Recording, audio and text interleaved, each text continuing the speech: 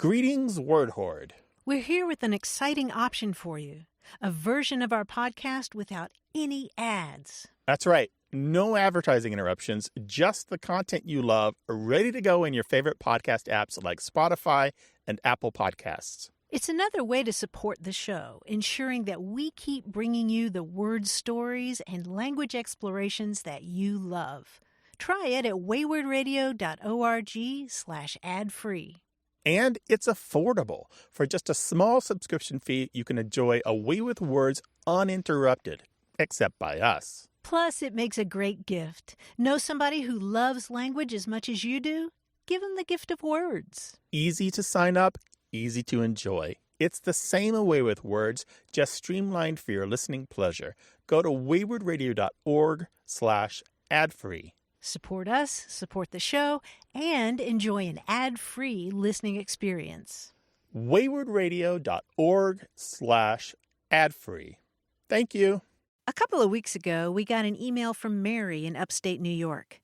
She's a piano teacher, and she wanted to know about a word that she uses in her work. We're going to address that question in a future episode. But I mention her because she also said, I love your show. It's so lovely to hear other people enjoy and observe language with wonder and excitement. Your sense of curiosity and appreciation is contagious. Well, comments like that warm our hearts. It's what we're all about here at Away with Words. For years, we've worked hard to connect listeners who share our sense of wonder and curiosity about the world. And we love learning from you. We have so much more great stuff to share with you this year, and we can't wait to bring it to you. But we can't do that alone. We need your support. Please go to waywardradio.org/donate right now and give what you can. Help us keep bringing you many more hours of thoughtful conversation about language. That's waywardradio.org/donate. Thanks a lot. You're listening to Away with Words, the show about language and how we use it. I'm Grant Barrett. And I'm Martha Barnett. We heard from Amanda Fair in Evansville, Indiana, and she writes, I saw my parents over the weekend, and my dad used a phrase that I hadn't heard in a while. And when he said it, I actually had to take a step back and think about what he was talking about. My entire childhood, they called our garbage disposal George. I also referred to our garbage disposal as such for most of my life, but when I moved out, I fell away from it. As far as I know, they didn't have a disposal with a brand that was similarly named, but they used it as a proper noun and a verb, like, just put it down, George, or I'm done, you can George it, or we need to run George, it has a smell. Make sure you run cold water when you turn on George. Amanda says she still chuckles when she thinks about it, but she's curious whether this might be, say, a small German family inside joke, and if there are any other strange names that people call their household objects. So they named their garbage disposal George, like Yes. It was the monster under the sink eating their refuse. Right. Wow. That's fun. Because it's like a cookie monster-like thing, only it doesn't eat only cookies. Right, and George has his thing that he does. I think we can at least rule out the German inside joke because garbage disposals just aren't a thing in Germany. I think in lots of municipalities they're outlawed. You just don't find that in a lot of Europe, actually. Yeah, much of the world, they're often really pleased to find them in the United States, in Canada, where they're often called sink eaters. Yeah, there's some question as to how environmental they are. But the other question is, are there people who give names to their household appliances? And I was trying to think of that. My mother was a school teacher, and I remember that they had a radiator in the classroom that they all called Herman because she used to tell them that the clanking in the radiator was some guy named Herman. But That's good. Did you ever I don't have anything like that, but... I'd love to hear from the listeners, though. I bet people do. Humans name things, right? Yeah, definitely. We'll name cars. the clouds, we'll name the bugs, we'll name our cars. But what's the odd, weird thing that you name around the house that everybody now calls that name? 877-929-9673 or email us words@waywardradio.org. Hi, welcome to Away with Words. Hi, thank you. Hi, who's this? This is Emily. I'm calling from San Diego, California. How you doing? What can we do for you? Well, I'm calling because I grew up with this pretty silly word, which is nicket, meaning the opposite side of a joint, like the soft part inside your elbow, like if your elbow's the point, the inside is the elbow nicket. And it's one of those words that my family always used and no one else had ever heard of. And I wondered if it was a actual term that anyone has used or if it's just a weird family strange thing that somebody made up once. So, nicket. If I were to look that up in the dictionary, how would I spell it? Well, that's a good question. Sometimes we spell it with an N, but sometimes it's KN. So I'm not really sure. I've never seen it written. So in my mind, it's KNICKET, but I think sometimes other family members would spell it just with the N with no K in front. I don't know that one, Martha. I know a bunch of terms for the inside of a joint, but not that one. Well, I have a question for you, Emily. Is there any German heritage in your family? Aha. Not that I'm aware of. This side of the family that uses this term is Ukrainian. So I don't know if there's maybe when they immigrated over here, they were in the same town with some Germans, but there's no German heritage that I know of. Okay. The reason that I ask is that one of my favorite terms for the back of your knee is the German term Kniekehle. That starts with a K-N, Kniekehle, and it means literally knee throat, which I think is so picturesque because it kind of looks like a throat there behind your knee. So Kniekehle sort of sounds like nicket, but who knows? It literally means knee throat. Is that what you said? Mm-hmm. Yeah, the Kayla can mean throat or pit, which I think is really cool. Mm-hmm. Yeah, that's exactly what it is. It's your knee pit is your knee nicket. Yeah. Or your elbow pit is your elbow nicket. Your armpit's your shoulder nicket, I guess. Yeah. Although your shoulder already nicket has its own word, so. That's great. I like that. It's possible it's related to that. That's a good guess, Martha. Well, thanks. Maybe. Well, thanks for that. I'm going to pass that on to the family. For the elbow, the opposite side of the elbow, I know a bunch. Some people call it the just, obvious things like the crook of the elbow or the crook of the arm, inner elbow, crease of the elbow or elbow crease. But there are medical terms for that one. The cubital fossa or the antecubital fossa, meaning in front of the fossa being a word for a pit, or depression. Ditch, yeah. And then there's another word. The shape of the inner arm kind of looks like the tail of a swallow. There's like a forked, if you look at it, there's kind of a forked pattern to it.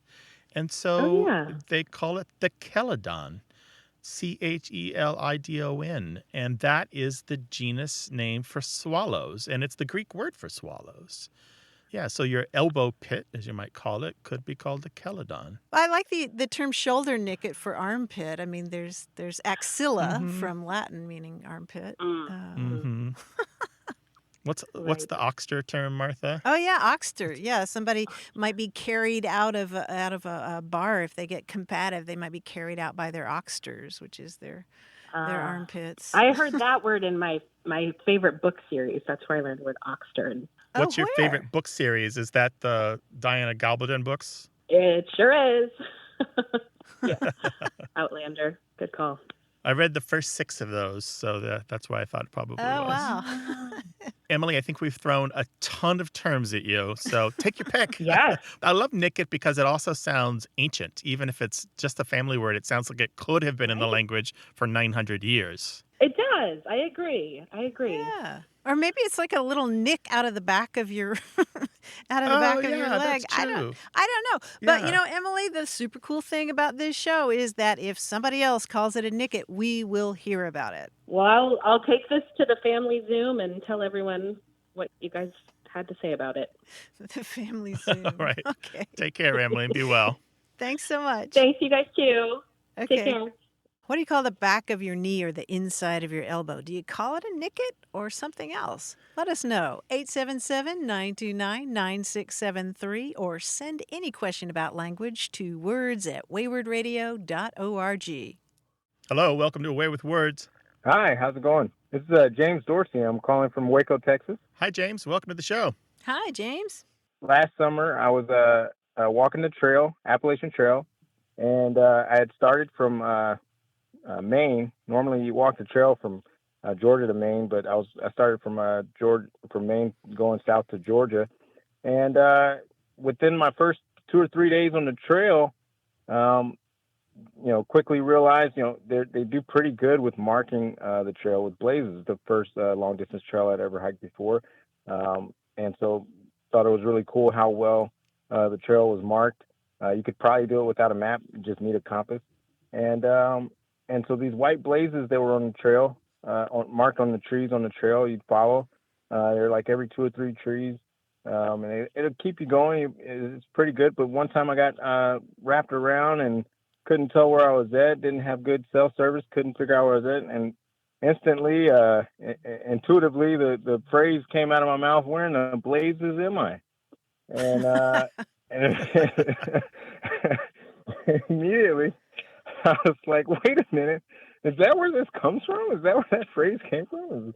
I'm picturing, early, frontier days, the guy, this is how trails are marked with blazes. And, when the guy gets lost, is, where in the blazes are we? And so that was my question, is if you guys had info on where that came from. Well, we're glad you found your way out. How long did that take? No, it was a quick turnaround. It wasn't too bad. It might have happened 1 or 2 more times while I was out there, but I always got it worked out. So. Okay. Yeah. Well, you're talking about two entirely different blazes here. The blaze that is on the tree is where somebody cuts into the dark colored bark to expose the lighter part of the tree. And that's the way that you mark the trail. And that goes back to a very, very, very old root that means shining or white. And it's a distant relative of the kind of blaze that is a fire. But when you say where the blazes am I, that kind of blazes is specifically a euphemism for the fires of hell. Huh. Where in the hell am I? That's what you're saying. So I guess the right way to say it is that those two kinds of blaze evolved different senses over the centuries. So any place you might say what the blaze is, you could say what the hell. Mm-hmm. Right. Mm-hmm. So, but there were older forms, Martha, right? Like you might say to someone, "Go to blazes," and you meant "go to hell." Sure. Yeah. Or the say, blue blazes. He ran like the blazes. Yeah. Mm-hmm. Yeah. Or like blue blazes, wow. I will. Like hell, I will. Yeah. Yeah. Okay. I might actually start using it that way a little bit more now. Bring it back to life. Yeah, and you'll think of us when you do, right? That's right. So you hike the Green Tunnel, huh? Yes, I did. I attempted a through hike, and it turned into a partial. I got about 350 miles before I got off trail. Well, no shame in that, right? That's really impressive. I think so, yeah. Thank you. Well, Martha, Grant, thank you so much. You guys have a wonderful day. Take care. Thanks. Bye-bye. Bye-bye. Bye-bye.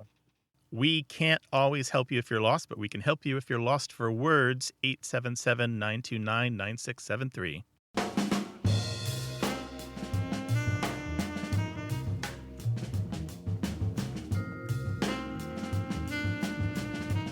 Not long ago, we had a conversation with Melinda, who had moved to the Chesapeake Bay area of Virginia, and she noted that people referred to her as a come here. That's a transplant to the area. You remember that conversation? Yeah, so a come here is from away. They're an outsider, a newbie. They're not born here. Right. And it turns out that there are lots of terms for that in different parts of the. Got a minute? We need your help. Head over to gum.fm/words and share your thoughts in our quick survey. Your feedback matters. It's the backbone of our show's success. Thanks for making our show even more successful. That's gum.fm/WORDS. Thank you. Country, we heard from Sarah Wilcox, who said, here on Cape Cod, we have a similar term, wash-ashore. A wash-ashore is any person who lives on Cape Cod but was not born there. So even if you've lived on the Cape for 50 years, you're still a wash-ashore. And she signs it Sarah Wilcox, native Cape Codder. Not a wash ashore. Not I a love wash that ashore. imagery that A wash-ashore might just be somebody who fell off a passing boat. Yeah, right. And they're like, oh, this looks nice. I'll stay here. Yeah. These are friendly people. Right, they're still dripping.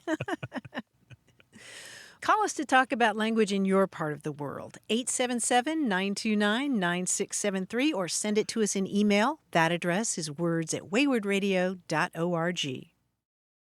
Support for Away with Words comes from a gift honoring students of the San Diego Community College District. City College, Mesa College, Miramar College, and continuing education prepare them for jobs, personal goals, and transfer to universities. sdccd.edu. What's this show worth to you?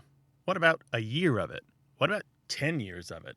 Show us how much you love what you're hearing. Pause this episode and go to waywardradio.org/donate and give now. Then come back to hear more. Thank you. You're listening to Away with Words, the show about language and how we use it. I'm Martha Barnett. And I'm Grant Barrett, and who is that shadowy man at a distance? It's John Chinesky, our quiz guy in New York City. Here he comes. See a Hi, thing. John. It's so dark in here. It's so shadowy. I should turn on. Can we turn on a few Take off lights? the shades. It's good to be with you guys again. I was going to talk about Facebook because I hope our listeners who use social media are aware of the vibrant conversations that go on in the Away with Words group on Facebook. Oh, yeah. Yeah, they should think about joining us there because the back and forth is very amusing and enlightening. I was recently fascinated by a post by listener Melody Shimonich. It wasn't the content of the post so much as the fact that Melody listed on her profile an alternate nickname or tag, which is Highway to Mel. And I thought that's beautiful. I think everyone should have a musical tag that combines their name with a song. So I came up with some of these for famous people, since they are the people that we all know. So here we go. Sometimes it'll be the last word. It's not always the last word, and it's not always an exact rhyme, but you'll get plenty of clues. Here's an example. You think that people would have had enough of this comedian who accosts people on the street? And the answer would be Billy Love Songs. Billy Eichner, Billy on the Street. Oh, yeah. Billy Love Songs. That's his musical tag. Billy Love Yeah. Songs. Exactly. Yeah. So, okay, here's the first one. You're never more than 6 degrees from this star who knows all that glitters is gold. What would his tag be? If this is prog rock, you can count me out. Wait, is this Stairway to Kevin? Stairway to Kevin. Yes, that's it. Now you've got it. All right. Oh, I was trying to recognize your melody. That was my mistake. Yeah, my melody is often my problem. We'll keep our fingers crossed. How about this one? Now, the first African-American Secretary of State could have had it all, and maybe he did, according to Adele. Colin Powell. Rolling in the deep. So, Colon in the deep. Colon in the deep. That's right. Colin Powell, rolling in the deep. This actor and director's iconic Medea character is rising up to the challenge of her rivals. It's the Eye of the Tyler. It's the Eye of the Tyler, yes, instead of Eye of the Tiger Oh my by gosh. Survivor. Eye of the Tyler. Tyler Perry. All right, here's the last one. Finally, it's been a while since this Emmy-winning comic actor has been young and sweet, only 17, but we think he's still in a good place. Oh, Dancing Dancing Queen. For Dancing Queen, yes. Ted Danson. Danson Queen. Those are the little musical handles I've come up with for some famous people. So They sure are. thank you, Melody, for inspiring that quiz. She'll be delighted to hear it, I'm sure. And we do have a very active Facebook group. Come down, talk about language, and share the love of words and books and literature, reading and writing, speaking, and join a community of listeners who likes the same things you do. Find us on Facebook. Just look for Away with Words. You can also call us 877-929-9673. Hi there, you have a way with words. Hello, this is Colin calling from North Hollywood, California. Hey, Colin. Hi, Colin. How you doing? Hi. Terrific. How are you two? All right. What's happening? Okay, so I've got a pretty niche question for you. I'm a bagpiper. Typically, I actually use the instrument in a slightly different fashion than most people would. And I actually play those bagpipes or bagpipe on a 10-foot unicycle. I'm sorry, you play the bagpipes on a 10-foot unicycle. You're not the guy who also dresses up like Darth Vader, are you? No, believe it or not, that is a different guy.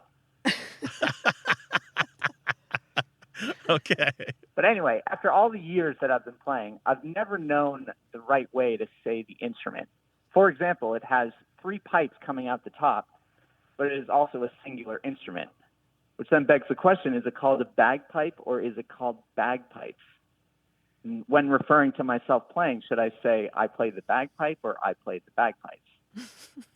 Bagpipe, singular, or bagpipes, plural? Okay, I'm going to answer your question, just get it out of the way, and then I have questions for you.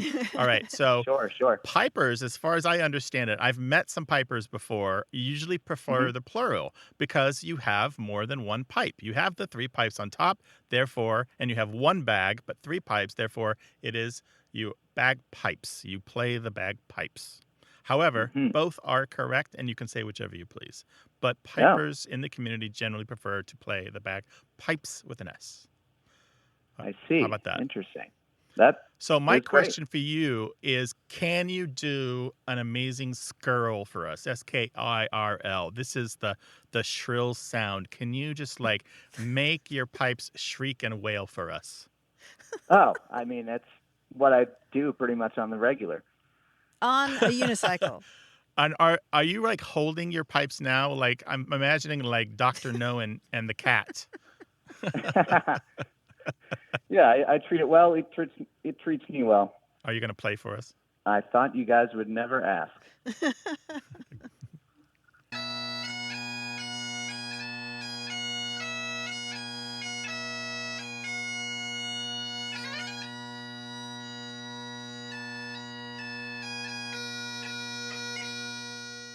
Oh, moa, oh, Oh, we moa, moa, oh, oh, we moa, Yeah, oh, that's moa, oh, moa, oh, moa, oh, moa.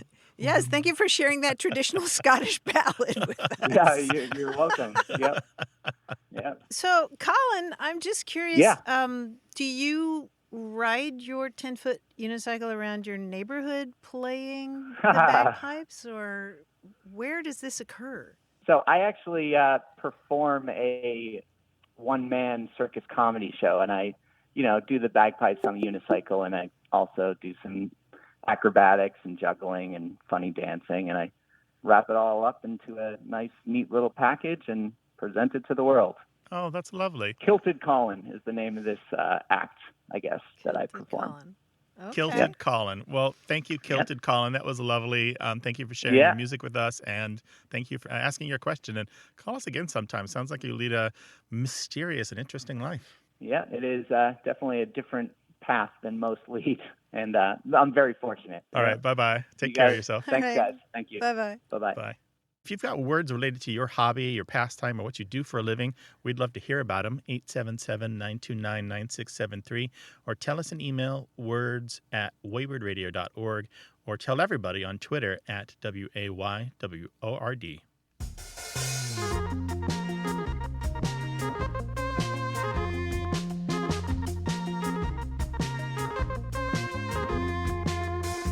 Grant, I'm sure you'll agree that you can never have too many synonyms for sweetheart or lover. And here's one that I just came across that surprised me. The word that means sweetheart or lover is sprunny.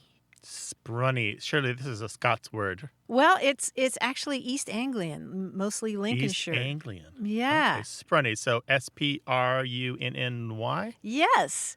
It turns out that the etymology of sprunny is unknown. I was thinking that if the etymology made sense, maybe I would like the word better, but I don't find it that appealing. Do you? You don't? Maybe. It depends. sprunny? Obviously, if it said it as a whisper in my ear or the breathy undertones, I'm going to love it. Well, yeah, I guess it's all in the delivery, right? It's all in the delivery, yeah. Yeah, you can't have too many sweet names. I tend to just call the people in my life sweet. They're like sweet mama, sweet boy, sweet kitty. I just attach sweet to everything. Yep, sweet. That's a good one. Sprunny, I don't know. Maybe I'll have to practice. What are the sweet names that you use for the people you love, whether they're your children or your spouse or your lover, your romantic partner? 877-929-9673. Hello, you have a way with words. Hello, my name is Marion Weaver. I'm calling from Screw Lake, New York, which is in the east central Adirondack Mountains of New York State. Welcome to the show. What is on your mind? Our family has a little game, I guess you'd call it, an egg tapping game that we play mostly at Easter time, where after any Easter hunt one might do with children, we gather together for breakfast, and the first item on the menu, of course, is an Easter egg. And we each take one of our eggs and examine it carefully for the fact that there are no cracks or anything in it, and then we do what is stutzing.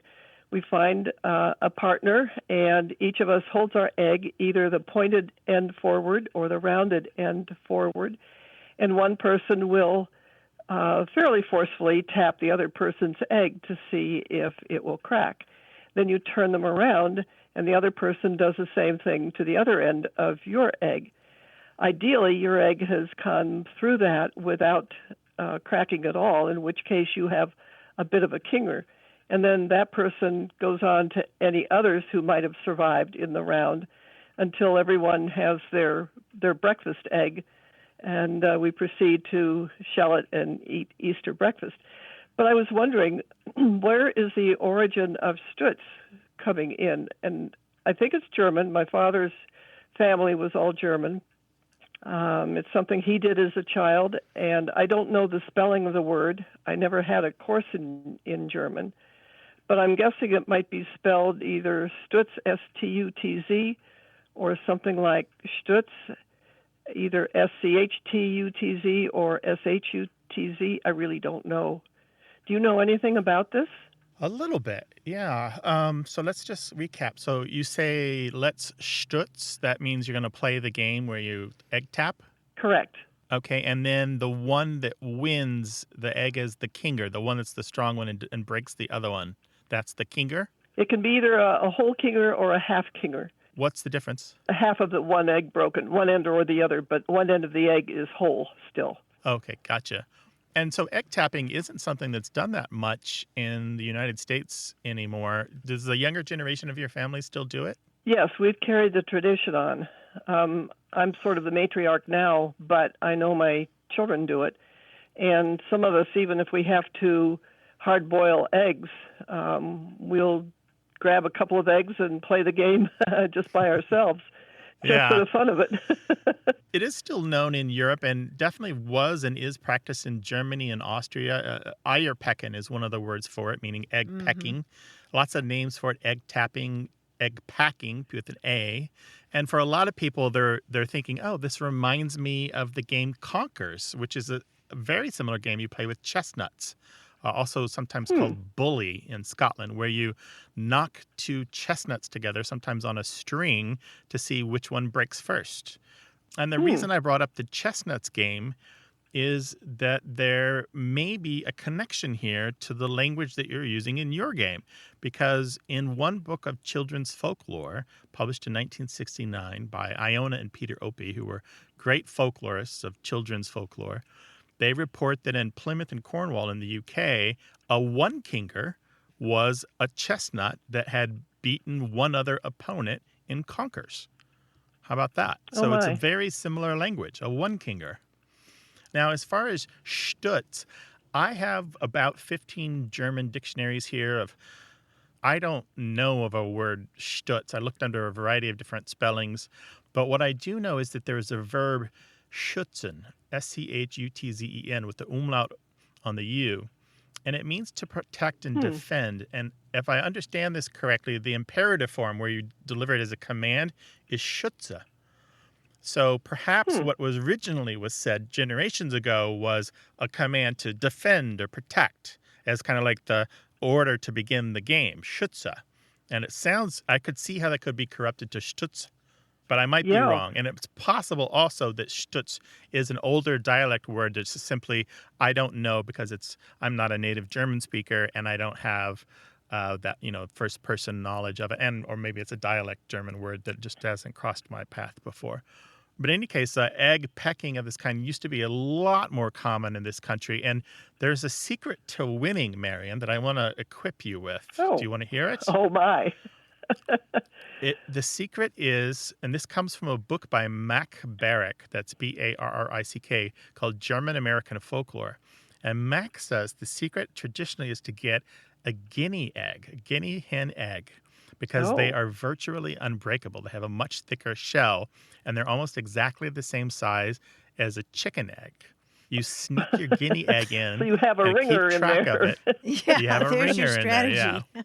Yeah. Of course, there's also the other strategy, which is to lose on purpose. What you do is you use a raw, unboiled egg, and you make sure that you tap it from above so that you get raw egg on the other player's hand.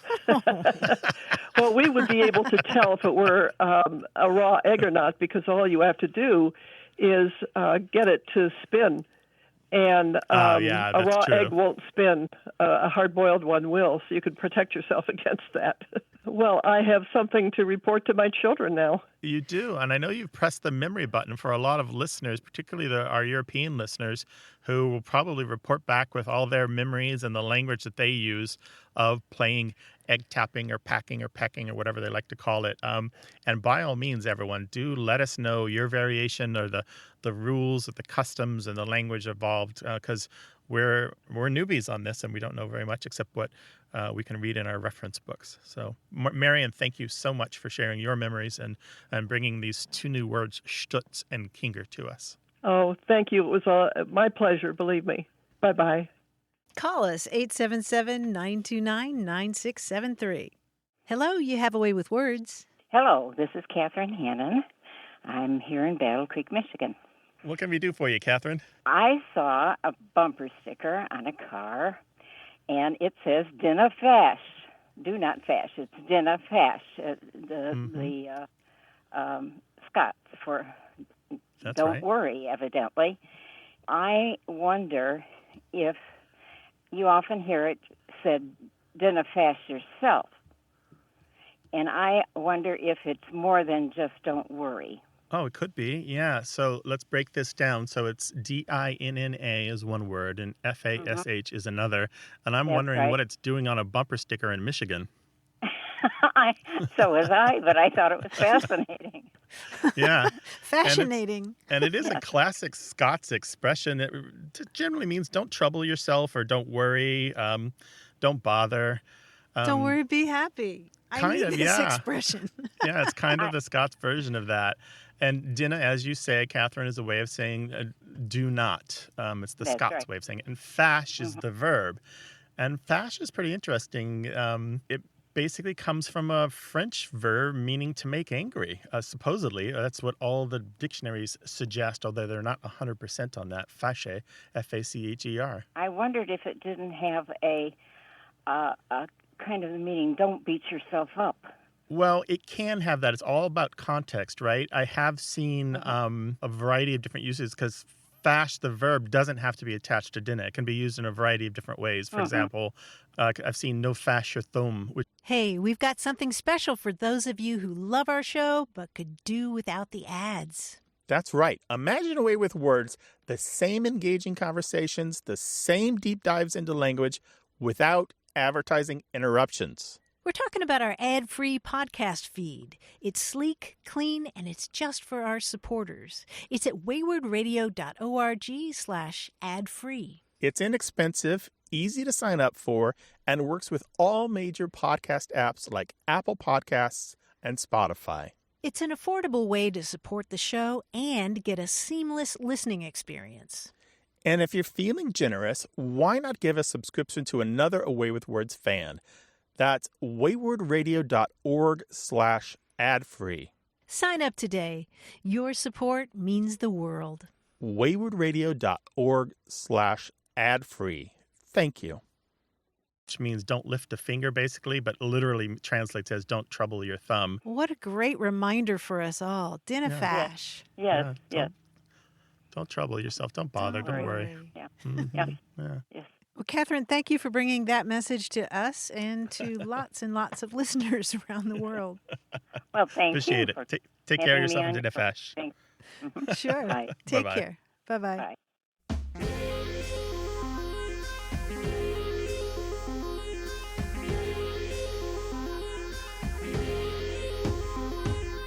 Here's a Norwegian idiom I quite like, and it sounds something like "o very pling i bollen," which literally means to be a ping in a bowl, and it means to be empty-headed or stupid, and you can just hear that pling in a metal bowl. What is that saying we talked about? Empty tea kettles make the most noise.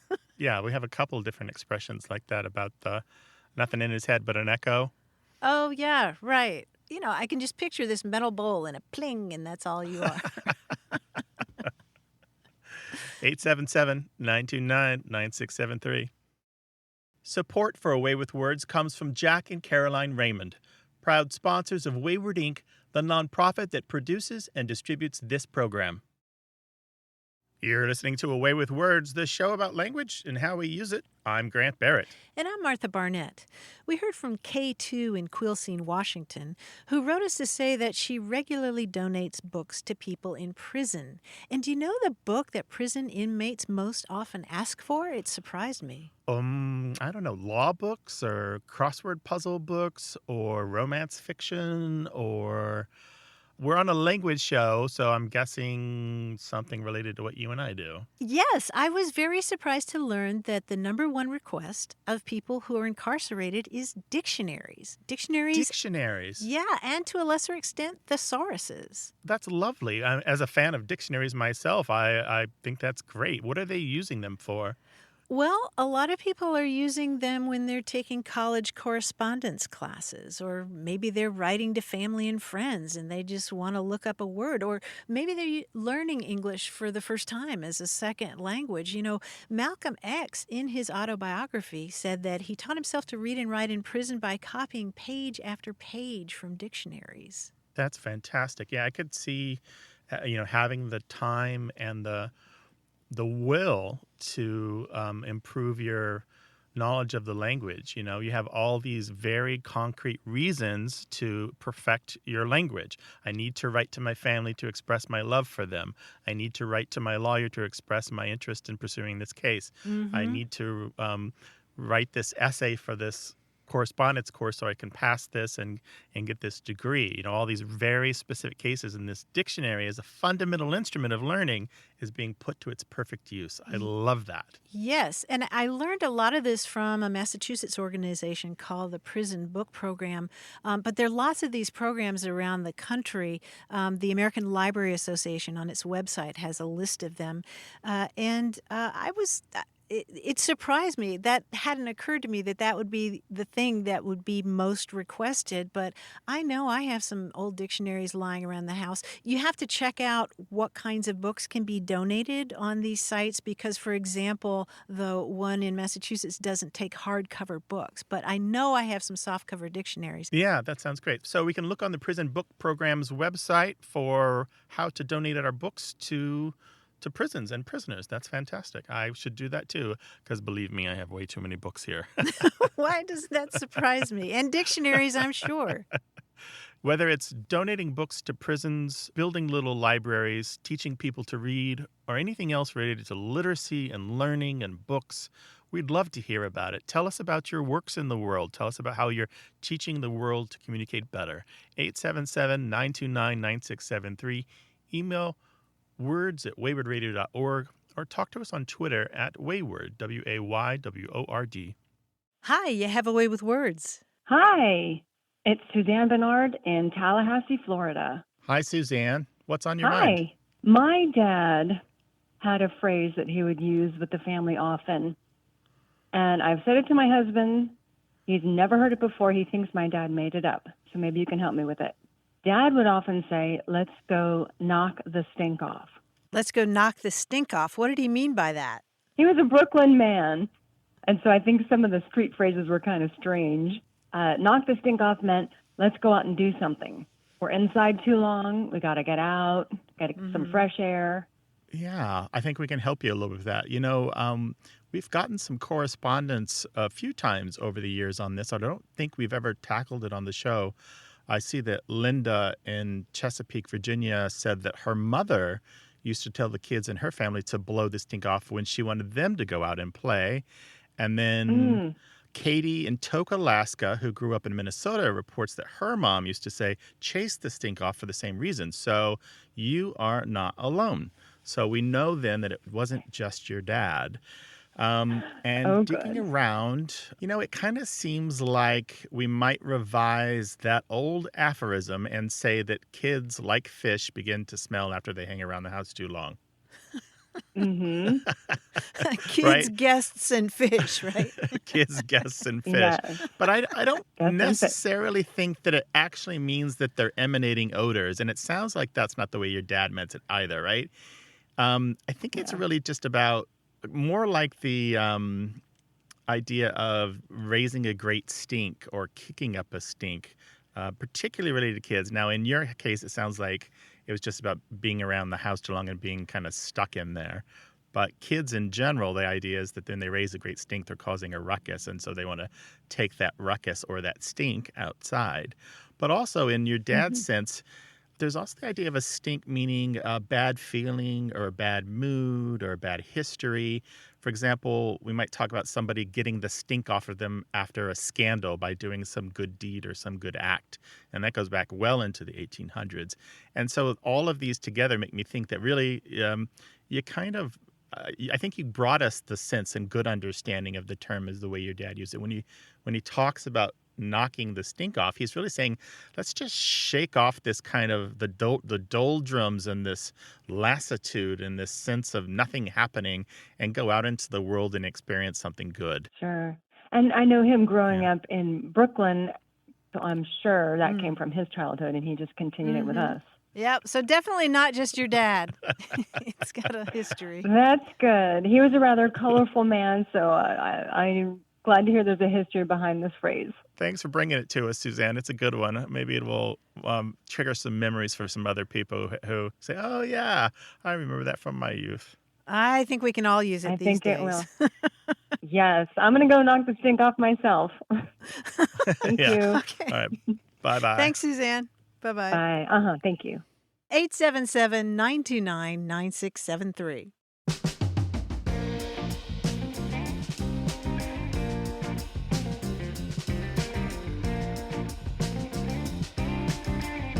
Grant, I've been reading a lovely little book that I think you might enjoy. It's a collection of essays called World of Wonders in Praise of Fireflies, Whale Sharks, and Other Astonishments. And it's by Amy Nzuka-Matatal. She's a poet, and she was born in Chicago to a Filipina mother and a Malayali Indian father. And she's known for writing poems at the intersection of those three cultures, Filipino, Indian, and American. And in this book, it's a book about science and the natural world, but it's also a memoir of growing up as a person of color in Kansas and Arizona in the 1970s and 80s. So it's a really interesting, rich combination there. There are lots of really cool terms in this book, and one of the ones that stopped me in my tracks was the term pineapple posture. Any idea what a pineapple posture? Yeah. Is this using a pineapple for lumbar support? So you sit up straight? I don't know. What is pineapple posture? Pineapple posture is a term that applies to a defensive strategy used by the vampire squid.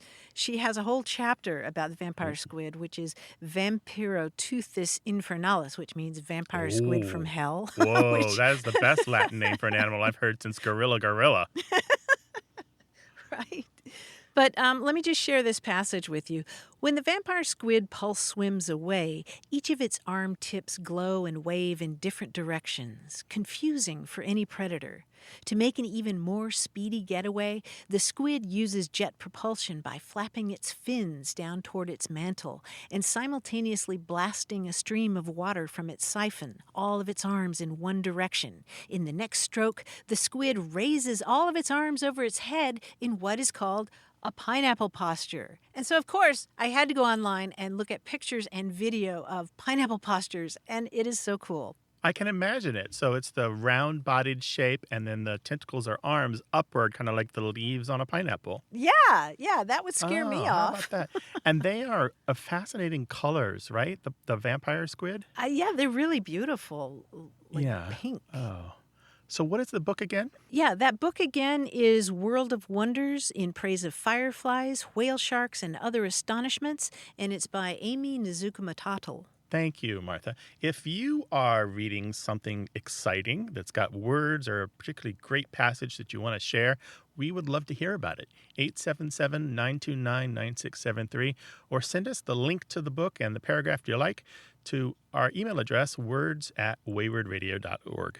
Hello, you have a way with words. Hi, this is Jackie, and I'm calling from Chesapeake, Virginia. Hi, Jackie. Welcome to the show. When I was growing up in Cincinnati, we had a little store on the corner of our street that I would walk to all the time and buy pop and candy or whatever. And we always called it a pony keg. And there were other ones like around in the neighborhood and everything. They aren't there anymore, but I haven't heard that term in a long time. And I've kind of figured out that I think that it's just like a local thing, the term pony keg. But I'm just kind of curious if that's true and what it like originated from and kind of what you guys know about that term. Oh, Jackie, this is wonderful. You know, if Grant and I were having a conversation with you and trying to figure out where you were from, and we had a suspicion that maybe you were from Cincinnati, we would listen for you to say please instead of excuse me. Do you do that as well? Uh-huh. Yeah. I do. Yeah. And then I suspect that Grant and I might steer the conversation to what do you call a local convenience store or something. Try to get you to just talk about where you would pick up. What did you say? You said you would go to the pony keg to pick up what again? I did say pop. I actually don't say pop anymore normally because since I've moved to Virginia, I've been here like 8 years now. And when we moved, I stopped saying pop because I felt like weird saying it when I'd order one. So I do say soda. But sometimes now when I'm home with my family who still lives in Cincinnati, if I say soda now, I feel weird because they don't say soda. So it's like, which word do I use? They don't. So you certainly don't say pony keg there in Virginia, right? Right. Right. So pony keg meant or still means in Cincinnati a convenience store. And Martha, as far as we know, nowhere else. Yes, isn't that interesting? If you look at the Dictionary of American Regional English, for example, the first entry in there talks about in 1971, they gathered some information about the Yellow Pages in Cincinnati, and it says that under beer, between the letters from F to M alone, there were 41 establishments that had the term pony keg in it, like the Glenway Pony Keg and Kenwood Corner Delicatessen and Pony Keg. Yeah, it seems to be very, very specific to Cincinnati. And the term pony keg, as I'm sure you know, refers to a small keg of beer. It's smaller than the normal size, just like a pony is smaller than a normal-sized horse. But why it's particular to Cincinnati? I don't think we know.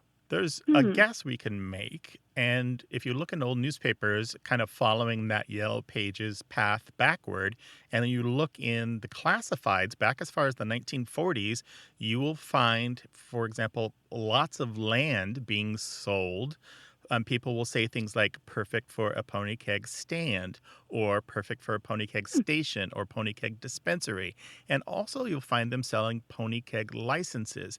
So there was a particular kind of license that you could get that allowed you to sell pony kegs, these smaller kegs of beer of varying sizes. Okay. And I think that was a kind of Cincinnati-specific kind of license, and it became a kind of business that you can run without a lot of investment. You had a plot of land, you sold pony kegs, and that was your business. And so it became shortened over time. The stand and the station and the dispensary dropped off, and the short version was pony keg. And of course, the beer was there first, and then the things that go with beer, like all the other convenience store stuff, like chips and lottery tickets and whatever came later. All right. That's interesting. Okay, that makes some sense. We know it goes back as far as the 1940s. I wouldn't be surprised if it's older than that. So my question for you, do people still use it? Because there's some evidence, some people talk about it in the newspapers in Cincinnati as if it's a older generation's term and the younger generation doesn't use it much. I was talking to a friend about it who still lives in Cincinnati, and she uses the term still. She has one that's just down the street from her, and she calls it a pony keg. And it's like a drive-through, like convenience store type one, which I think a lot of them are, but not all of them are drive-through. It could be used for other types too. But so I think it is still used from time to time, at least. Cincinnati only, as far as we can tell. Not even other cities in Ohio call it a pony keg, just Cincinnati. So funny. Yeah, thank you so much. Take care. Bye-bye. Okay. Bye-bye. You too. Bye. Well, maybe you moved across the country and you were using a word and you realized nobody else is using this word. What's going on? Call us about it, 877-929-9673, or send us the story in email. That address is words@waywardradio.org. Hello, you have a way with words. Hi, this is Sue Gear from Singer's Glen, Hi, Sue. Singer's Glen where? Virginia. Oh, excellent. Welcome. What can we do for you? I'm curious to know about a word that my father always used, and then my sister reminded me also my mother used, and that's what you call the end piece of the loaf of bread. We always referred to it as the cobble. I never really thought much about it. It wasn't until I was older and married, and somehow that came up and said, "Oh, well, you don't eat the cobble?" And he's like, "What are you talking about?" And he's like, "Oh, we call that. You mean the heel of the bread?" I never heard that word. So, wow, cobble. I have to confess, I've never heard that used for the end of a loaf of bread. There are lots and lots and lots of terms. Have you heard that one, Grant? Cobble? No, so that's Sue. That's Cubble. I assume that's the way it is. It's nothing that I had spelled. We didn't have that as a spelling word in class or anything. No, that's a new one on me. But lots of people have family words for that. Absolutely. For the end of the loaf, the last piece. The heel is the usual word in the United States. Right, correct. A lot of them have to do with parts of the body, like Grant mentioned the heel. Some people call it the bread butt or the nose. Right. Or the elbow. Yeah, in Spanish, the word is codo, which means elbow. There are a lot of family words, as Grant mentioned, like bunts and tumpy, and then there are words that come from people's different heritages, like skalk, which comes from Norwegian for the end of the loaf of bread. So you have terms like bunts and skirk and crunka and truna and tumpy and canoes. One of my favorites is from Scotland. In Scotland, some people call it the outsider or the outsider. Oh, well, maybe it's like, everybody has their own name for when they were a kid, what their bottle was, or their blankie, your nunny, or whatever. Yeah. Yeah, that may have been what happened in your family. I guess so. Yeah. Yeah, we're just not coming up with anything that sounds like cobble. But you can have it, and it can be yours, and you can love it. Thank you. And I will eat it. Thank you for calling. You're welcome. Thank you. All righty. Bye-bye. Bye. What do you call the end of a loaf of bread? That one piece. Is it the butt, the heel, something else? So let us know. 877-929-9673 or words@waywardradio.org. Support for Away with Words comes from Tom Bin, bags, backpacks, and cloth face masks, designed and made in Seattle. Portable culture since 1972. Tom Bin. That's TOMBIHN.com. Thanks to senior producer Stephanie Levine, editor Tim Felton, and production assistant Rachel Elizabeth Weisler. You can send us messages, subscribe to the podcast and newsletter, and catch up on hundreds of past episodes at waywardradio.org. Our toll-free line is always open in the U.S. and Canada, 877-929-9673, or email us words@waywardradio.org. Away with Words is an independent production of Wayward, Inc., a nonprofit supported by listeners and organizations who are changing the way the world talks about language. Many thanks to Wayward board member and our friend Bruce Rogo for his help and expertise. Thanks for listening. I'm Grant Barrett. And I'm Martha Barnett. Until next time, goodbye. Bye-bye. Hey, listeners, we have a favor to ask. We'd love for you to fill out our listener survey at gum.fm/words. Your feedback is crucial. It's quick, and it helps us make our show even better. It shapes our show, helps us plan, and ensures we're bringing you the content you love. That's gum.fm/WORDS. Thanks for being a part of what we do. Thank you.